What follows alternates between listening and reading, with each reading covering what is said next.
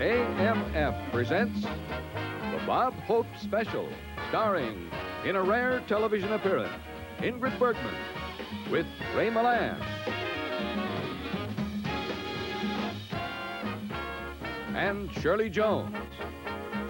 And Les Brown and his band of renown. And now, here is the star of our show, Bob Hope.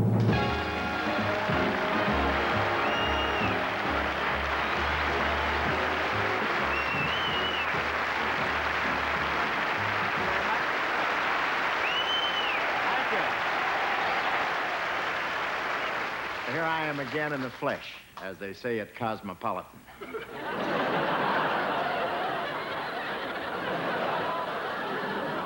No, this is our second show for AMF. That's the way it is with people who are that big in bowling. They figure everybody's entitled to 2 shots.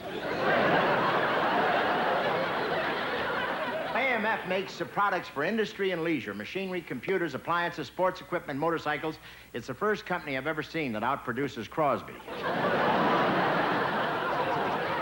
Now, this is Academy Award night, or as it's known in my house, Passover.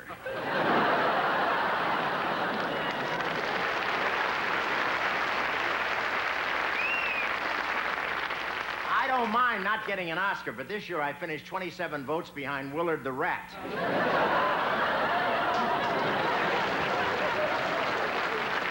Yes, sir. The Academy Awards are over, and I'm glad. Now we can get back to the important things, like, will Snoopy ever finish War and Peace? No, I'm sorry I missed the 2-hour show. I was in the washroom watching an Alka-Seltzer 5th.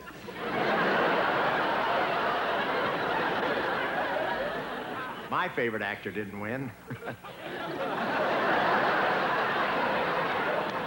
Heck, he wasn't even nominated. But I'm not worried. These days in Hollywood, it isn't whether you win or lose that counts, but whether you can still get work with your clothes on.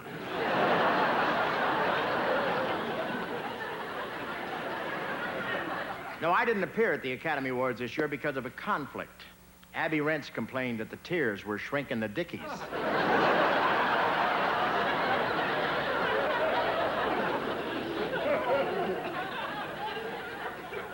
So since I'm not there to talk to the winners in person, I'll have to do the next best thing. Wait till I get home to make those obscene phone calls. Hey, I want to tell you, by the way, this show tonight almost didn't get on the air. You know how Congress is trying to cut down on violence? We had to cut the fight scene between me and my makeup man. No, there's quite a bit of violence on TV. In a show that I saw the other night, 3 guys got beat to death, another strangled, and an old lady tossed down an elevator shaft. And it was a comedy. The senators even attacked the commercials. Personally, I think television commercials have good sense. I mean, when you're sick and want to know what medicine to take, who's better qualified to tell you than Lee Trevino?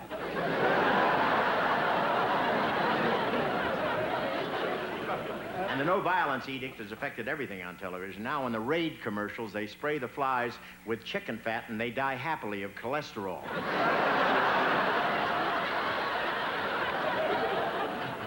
Actually, there's some violence I'd like to see on television. I mean, just once, wouldn't you like to see the man from Glad stuff Mrs. Olson into a baggie?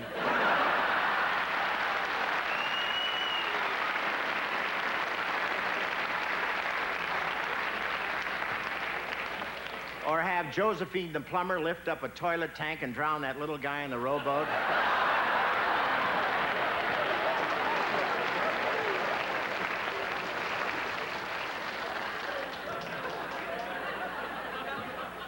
And wouldn't it be great if the herd of bulls stampeded over Marilyn Lynch? Can you imagine President Nixon putting John Connally in charge of keeping prices down? Putting a Texan in charge of low prices is like asking Evel Knievel to park your car.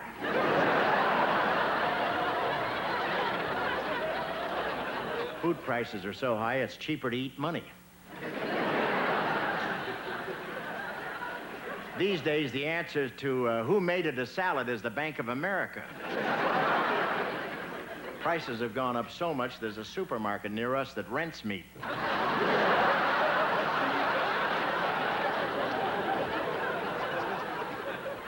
Families that used to feed the dog the leftovers are now fighting him for Alpo.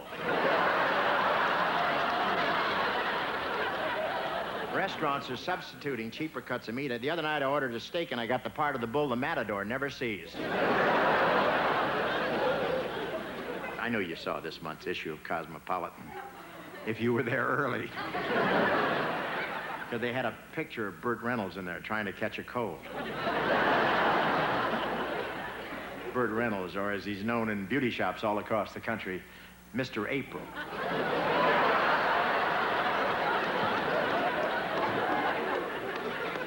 One newsstand on Hollywood Boulevard sold out in 15 minutes. And women liked it, too. Have you seen the picture? Big deal. He looks like any other loser in Las Vegas.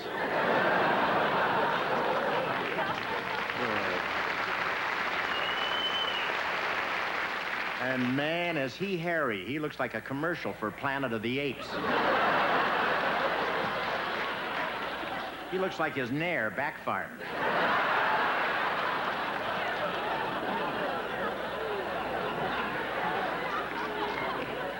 You see all that hair? You couldn't tell whether it was a nude centerfold or an ad for Fruit of the Loom.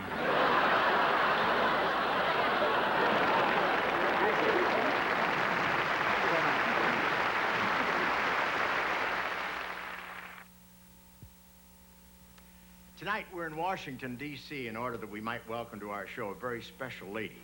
She is currently appearing here at Kennedy Center in Shaw's Captain Brassbound's Conversion, in which she dazzled the critics and the audience. She's one of the great ladies of our business, and we're delighted to bring her to you now, the very lovely and exciting Ingrid Bergman.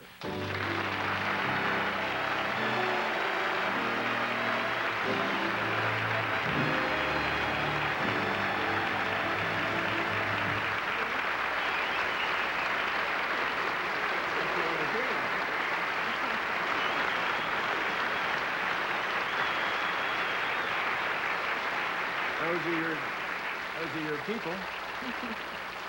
Well, thank you, Bob. That was a very beautiful introduction. Well, to fit you, it would have to be. It's really an honor to have you on the show, Ingrid. Well, I'm delighted to be here. After all, this is the top comedy show in television, isn't it? Well, we like to think so. Well, when do I get to meet Flip Wilson?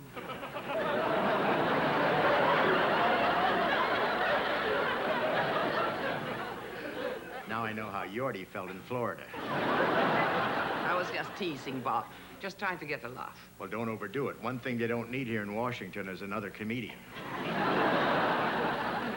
By the way, Bob, I want to thank you for coming here to Washington so we could do this. Well, I'm glad I did it. Give me a chance to see you in Captain Brassbound's Conversion. Your appearance here is the biggest event in our nation's capital since Martha switched to a Princess phone. Thank you. It's a pleasure to be received with open arms in Washington. Ingrid, we're really thrilled to have you on the show because you rarely appear on television.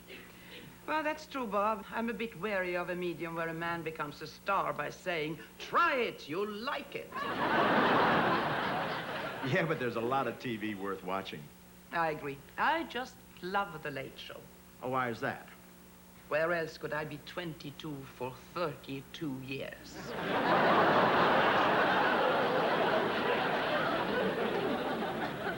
Oh, I think that's very gracious of you, Ingrid, and very brave. Well, why pretend, Bob? I think it's ridiculous and childish to lie about one's age, don't you? Oh, absolutely. I'm 44, and I admit it.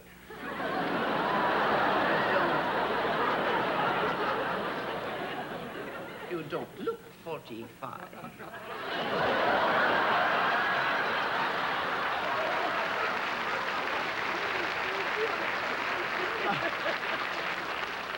Boy, we got to have another rehearsal, I'll tell you that. Let's leave that hang right in there and hurry along. Bob, how do you manage to always look so marvelous? Well, it's my hair. It's prematurely brown. Ingrid, this is Academy Award night. It must bring back a lot of memories, huh? Yes, it certainly does, Bob. It is a marvelous feeling to be recognized by your fellow actors. But you know how it is. Sure, my psychiatrist explained it to me. God. You won an Oscar for, well, you weren't you nominated for, well, you should have won for... Actually, the Academy gave me an honorary Oscar. What for? Well, I don't like to think about it. All I know is they gave it to me in a year I didn't make a picture.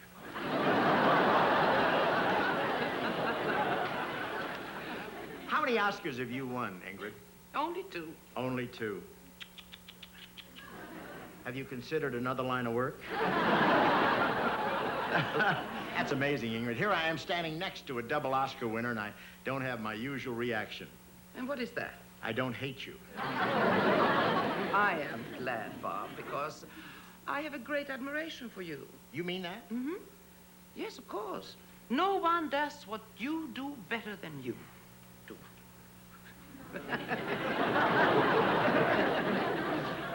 Last time someone talked to me like this, I wound up owning a delicatessen in Cairo.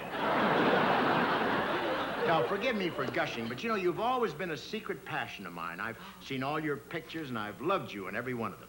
I was very fortunate to have all the great leading men. Almost all.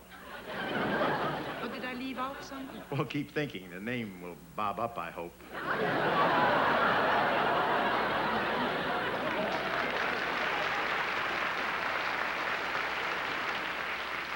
Oh, of course. How could I have forgotten? Standing right here beside you. Isn't that ridiculous? I left out Bing Crosby in The Bells of St. Mary's. Oh, he gave such a great performance. He sure did. How a man with all those kids can play a priest, I'll never know. You know, I'd like to make a picture with you, Bob. I've always had a crush on you. What? Well, the doctor said this might happen. But I didn't believe him. Excuse me, I thought you said... I did. I've always had a crush on you. Want me to say it again? No more for me. I'm driving. Thank you, Ingrid Bergman. There you are.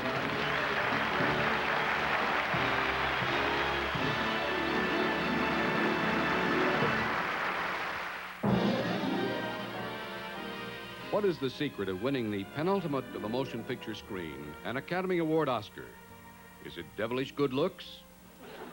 Is it charisma, a dynamic personality? Is it worldwide popular appeal? Is it superlative acting talent? It's all this and more. It takes a part worthy of this dazzling thespian genius. Right on, Frank. So tonight, this superb actor, at long last, has a role commensurate with his incredible gifts as we present Bob Hope and Shirley Jones in the spine-tingling, emotion-packed drama, Romeo and Juliet, or And So They Were Married. Romeo and Juliet have been married a year now, and once again they've taken the poison. It is now 2 hours later. Feel anything? A little heartburn. No wonder. I send you on one simple errand. Go to the drugstore, I said, and get some poison. What do you bring back? Penicillin. Not only didn't kill us, it cured my sinus trouble. Well, you want me to call Hemlock Delight? They deliver. Forget it. You've ruined the whole evening.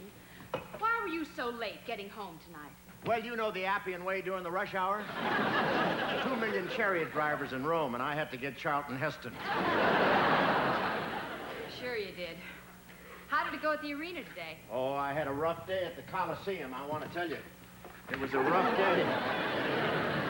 Christians 12, Lions nothing. Shall I put it in your room? What do I want that thing for? Well, you're always complaining you miss your mother. Well, I'll keep it. Maybe someday I'll start a movie studio and I can use it for my trademark.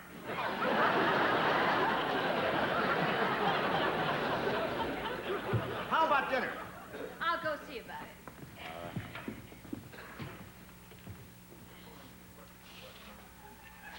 Oh, alas, poor Yorick. I warned him not to play tennis with Spiro. Yuck, yuck, yuck.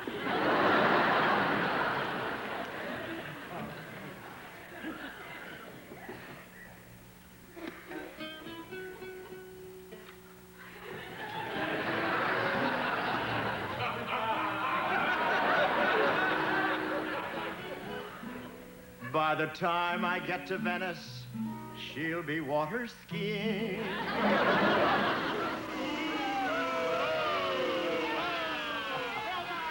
Oh, that Glenn Campbell's so jealous.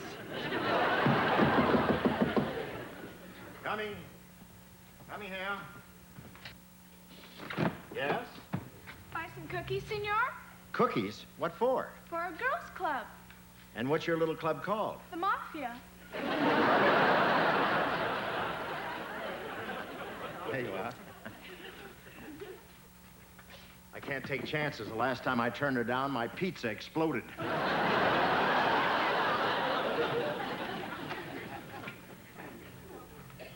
Hell, maybe I'll rustle up a little blast here.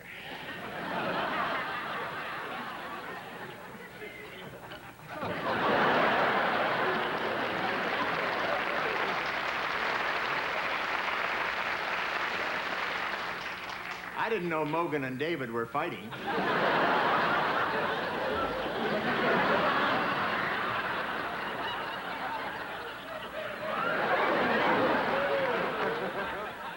You gotta get loaded before you can drink out of this thing.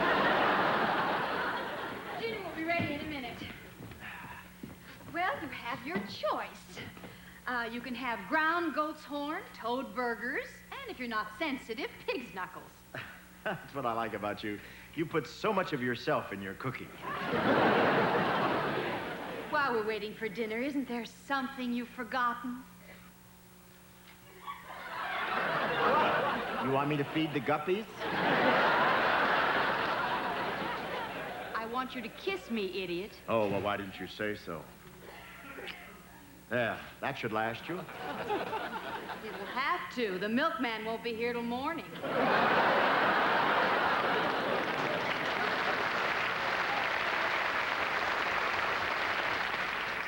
I don't know why I married you. Oh, you know why. You know why. You were already 14 years old, and your parents were afraid you'd be an old maid. Wrong.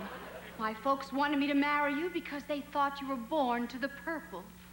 They didn't know that your feet were that way from crushing grapes. Romeo, why don't you act like you did before we were married? Well, what do you want me to do?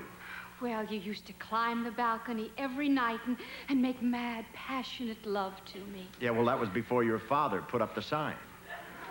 What sign? No smoking in the balcony. How you've changed. Before we were married, well, you used to cast a spell over me. Yes, I know. Well, later, huh? Oh, Romeo, take me in your arms. Bewitch me. I'm busy now. I'll be with you in a minute.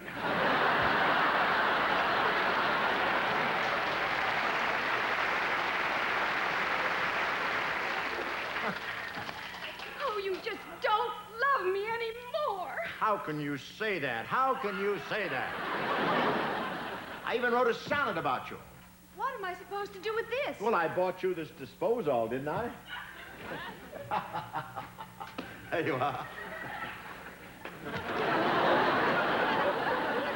Everywhere you go, pollution freaks. To us, we used to be the world's greatest lovers. Yeah, that was before you bought that ridiculous waterbed. What's that got to do with it? How'd you like to wake up at the night and your kneecaps had white caps?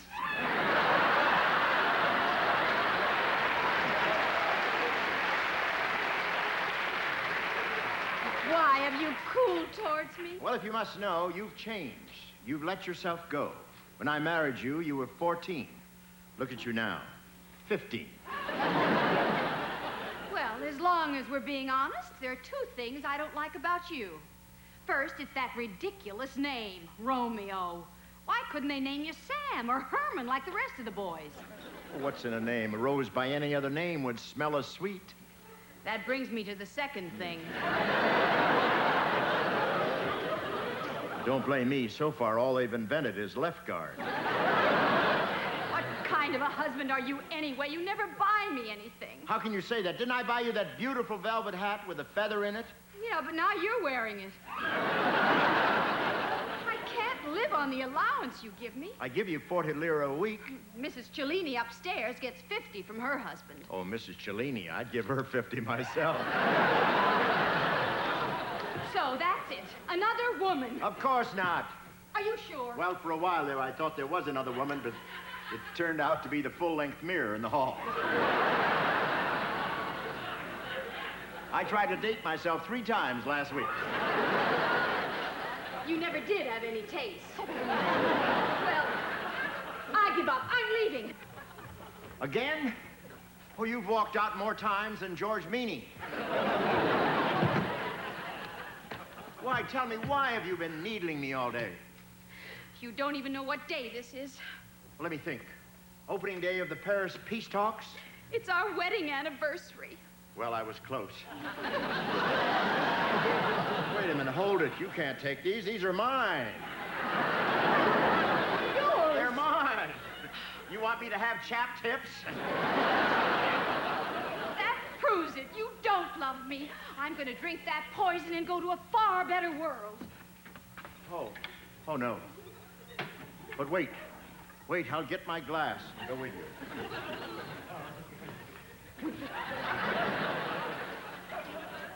You are? Ladies first?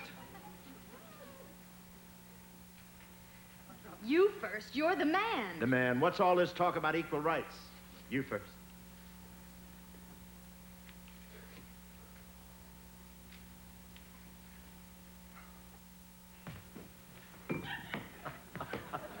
There may be something to this woman's lib after all.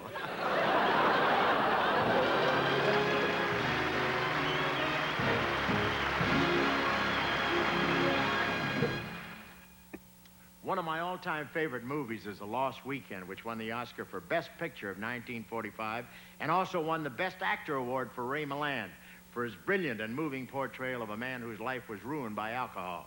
The picture was a shocker for its time. But these days, drinking is such a minor vice you could never get a screen epic out of it. So today, Lost Weekend would go something like this.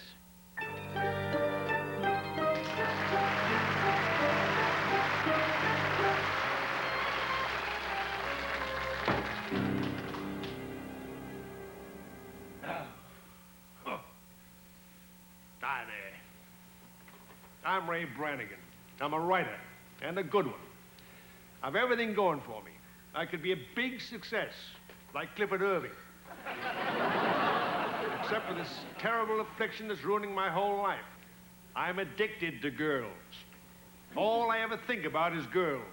Tall girls, short girls. I'm a hopeless girl-aholic.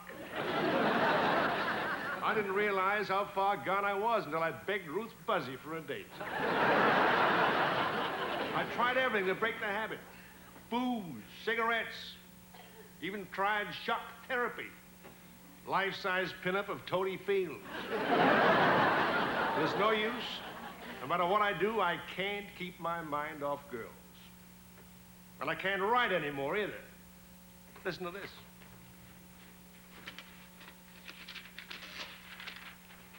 Now is the time for all good men to come to the aid of Raquel Welch, Liz Taylor, and Ann Margaret. But I have one last hope. An organization called Girlaholics Anonymous. And when you get an overpowering urge to see a girl, you call them. And they send a guy over to talk you out of it. I'm so desperate, I've got to call him right now. It's my last chance.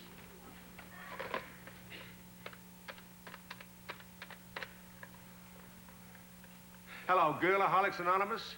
This is Ray Brannigan. 187 Clifton Drive. I need help. Send someone over right away. Hi, I'm from Girlaholics Anonymous. What kept you so long? I got an emergency call from Burt Reynolds. Well, never mind him. Very sad case. Yeah. Well, never mind him. You've got to help me before it's too late. You've got to. Thanks. I didn't need that. I can't help it. I love to slap Oscar winners. Yeah. Well, anyway, I'm glad you're here. I got to get girls off my mind. Now, relax, will you? In just a minute, I'll make you forget all about gorgeous women with their beautiful legs and gorgeous bods and luscious lips. Please, please. That's just a little joke to get your mind off you-know-what. I know what. I just don't know who or where. Wait a minute. I think I got a little something stashed away. Wait, forget it, will you? Forget it. Come over here. Sit down. I just want to ask you a few questions to fill out your case history. Now, when did you first become attracted to women? Well, it was in a hospital. In the crib next to me was a little blonde baby, a girl. And she smiled at me. I thought it was love. Didn't find out until later that it was gas.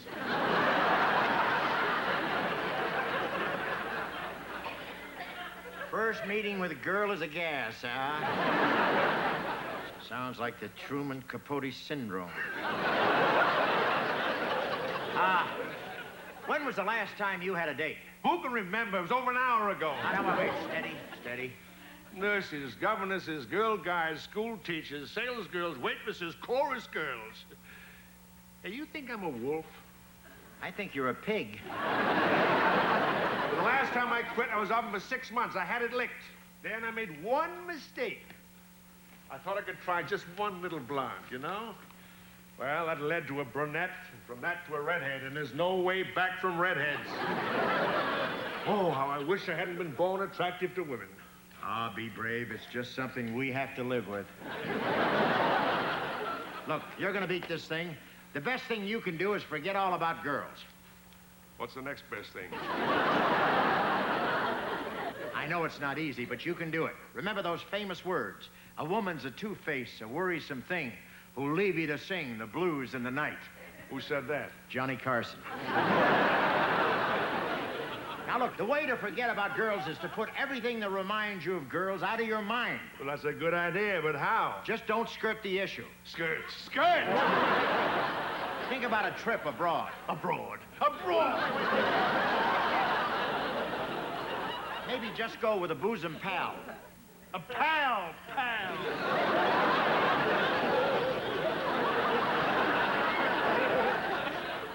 That's nice skirting. Desperate situations call for desperate remedies. Now, this is a stubborn case. We'll have to try aversion therapy. Aversion therapy, what's that? Well, it's a subtle form of brainwashing. I neglected to bring my electric cattle prod, but fortunately, this may suffice right here. Come in. Back! Sit! On the paper.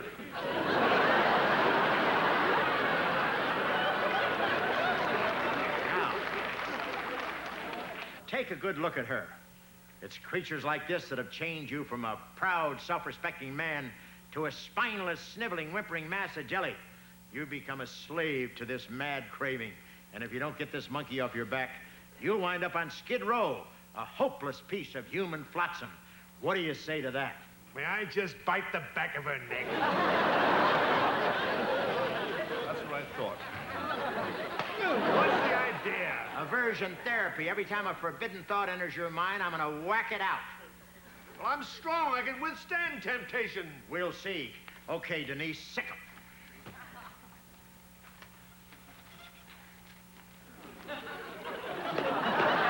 What are you hitting me for? Didn't move a muscle. Yeah, but your eyeballs were doing the funky chicken.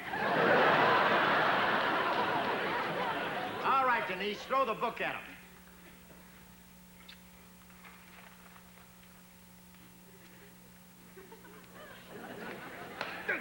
I didn't do a thing. Why'd you hit me? I'm just checking to see if you're still alive. Hey, I think he's cured. Oh, bless you, sir. Bless you and thank you for spending time to help a lost soul. Hey, he is cured. Isn't that wonderful? Yes, and thanks to you and your wonderful organization, I know now that I can make it. Well, congratulations. Oh, that's great. Come, Denise. I thought he'd never leave. Now, let me see. I think I put a little something away for moments like this.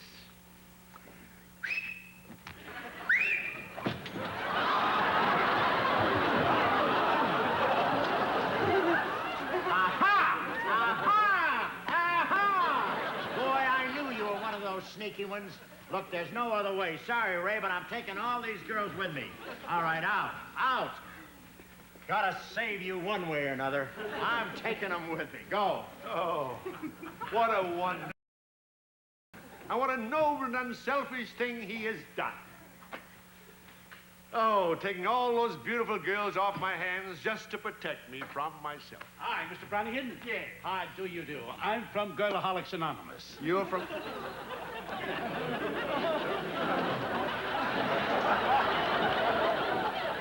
You were from Girlaholics Anonymous? That's right. Well, who was that guy that just went out? I don't know, but yours is the 4th complaint about him this week.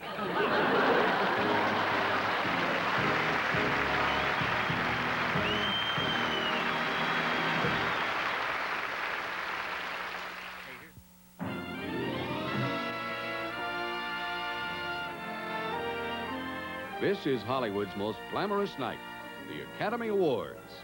And this is the home of the two people most likely to receive those precious Oscars, Hollywood's most glamorous couple, Richard Magnificent and Liz Luscious. And here is Richard Magnificent now.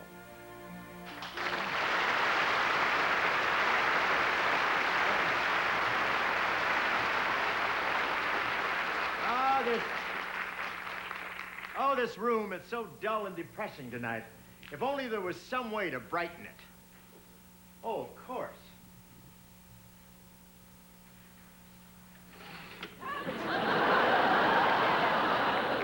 Yeah, that's better.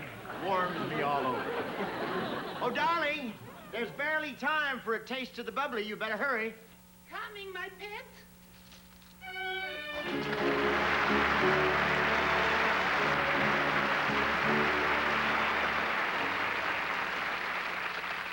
This room is so dull and depressing tonight.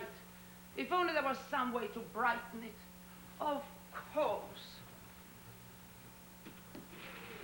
Ah, that is much better. Oh, good to see you again, darling. I'm looking well. How have you been? Divine. It's been ages since I've seen you, Richard. Where are you living? Well, here at our house. I'm in the north wing, you know. Huh? You still in the south wing? Yes, it's lovely there this time of year. You know, I opened the windows this morning and it was just beautiful. The sunshine streaming in. Sunshine? It's snowing at my end.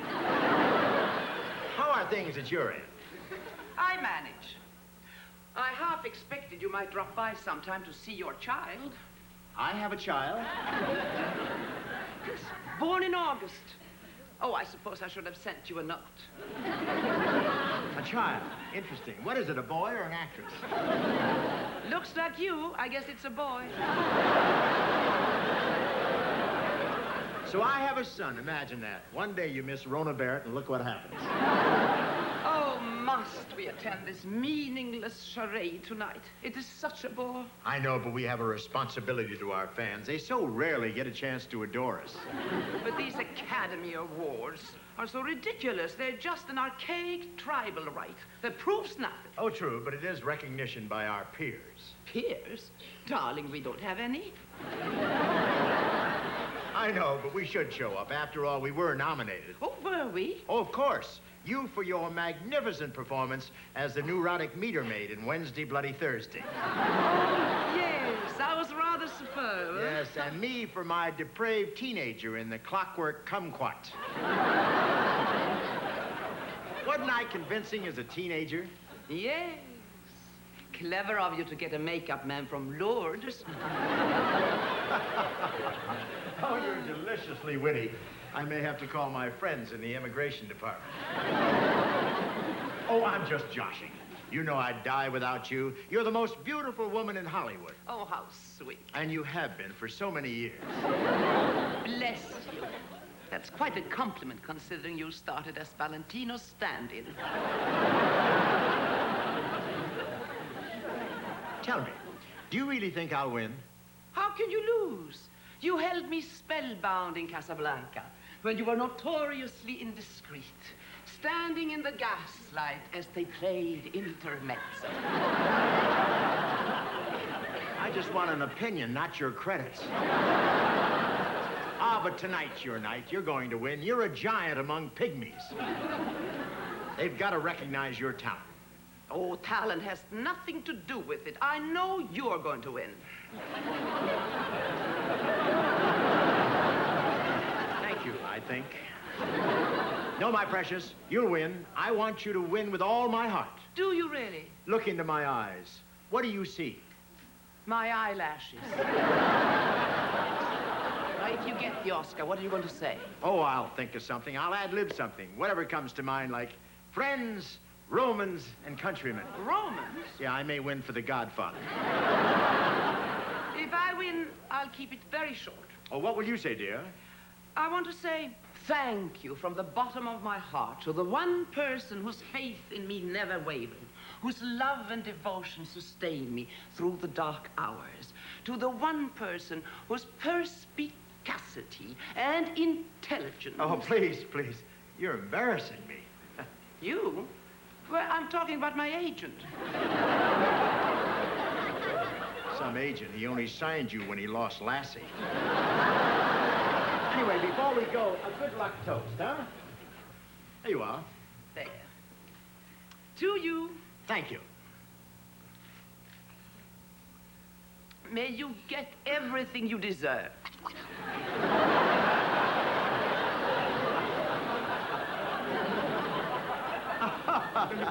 It doesn't matter. Win or lose, we'll still have each other. You're so right, darling. Who needs Oscars? I hope neither of us wins. Yes. No wonder she won 2 Oscars. Come in, my dear. Here we are, world.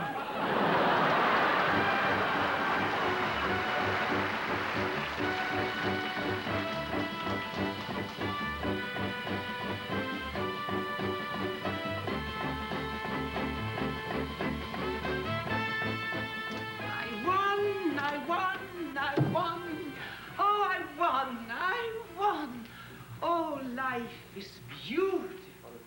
The world is beautiful, beautiful, beautiful. Oh, I love you more than anything in the world.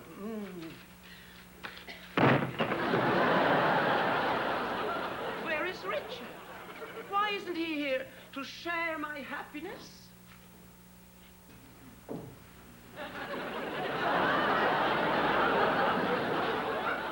Can't believe I lost the whole thing.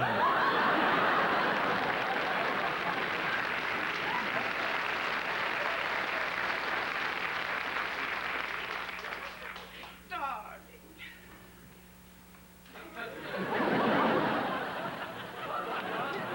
What are you doing? That is my Oscar. Oh, I'm sorry. I thought it was a Mickey Rooney doorstop. The garbage goes out in the morning. Make sure that's in it. How could you? I know you're disappointed, but I thought you'd be happy for me. Happy? I'm delirious. I can't tell you how thrilled I am that you stole an Oscar. Stole? I deserve that Oscar. I worked for it. You sure did. Phone calls, full-page ads in Variety, renting the Goodyear blimp. You sent out more memos than ITT. That's not true. You can't get an Oscar that way. You can't? No, if you could, you'd have a garage full of them. Before we left tonight, you told me how talented I was. You said my acting was superb. So what? This is an election year. You want to know the truth? You're a rank amateur. You're not fit to carry Doris Day's freckle cream. Look who's talking. At your last premiere, the butter in the popcorn machine turned rancid. You can't put me down. I have a diploma from the Actors Studio. That was no diploma, that was a refund. Oh, yes? If I can't act, how come I got that big part in Pigeons over Piccadilly? Margaret Rutherford got sick. Oh, my mother warned me about you. She said any woman who had kissed Cary Grant, Gregory Peck, Yul Brynner, and Humphrey Bogart would someday wind up sleeping with an Oscar. Maybe if you weren't such a ham actor, you'd have one for a roommate, too. I, a ham actor? You're calling I a ham? I, who have endured the slings and arrows of outrageous fortune?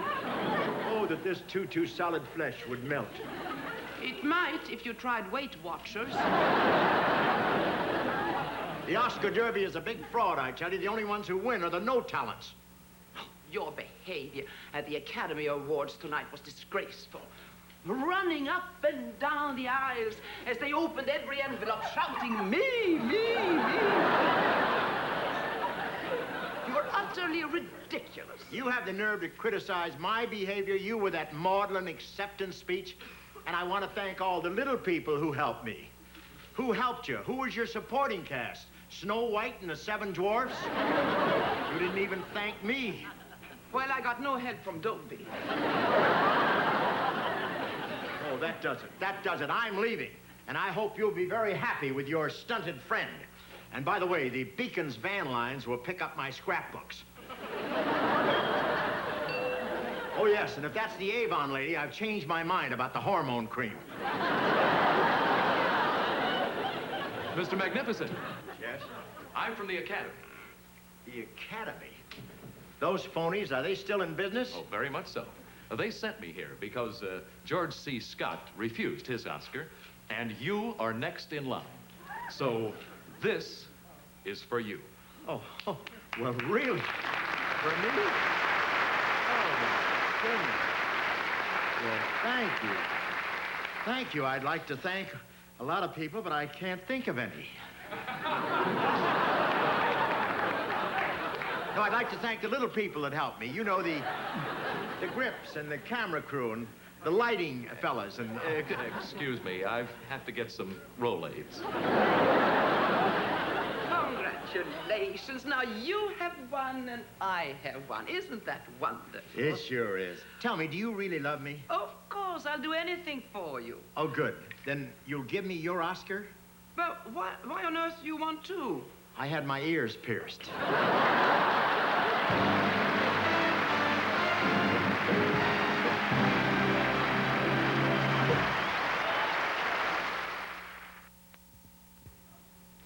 Les? Ladies and gentlemen, thank you for joining us tonight for our Oscar evening. And our congratulations to the winners and the Academy for what is always one of the most exciting nights of the year. We'll be back Thursday night, the 27th of April, with a big special for Kraft. That's Thursday night, April 27th, right after the Flip and Geraldine hour. Thank you and good night.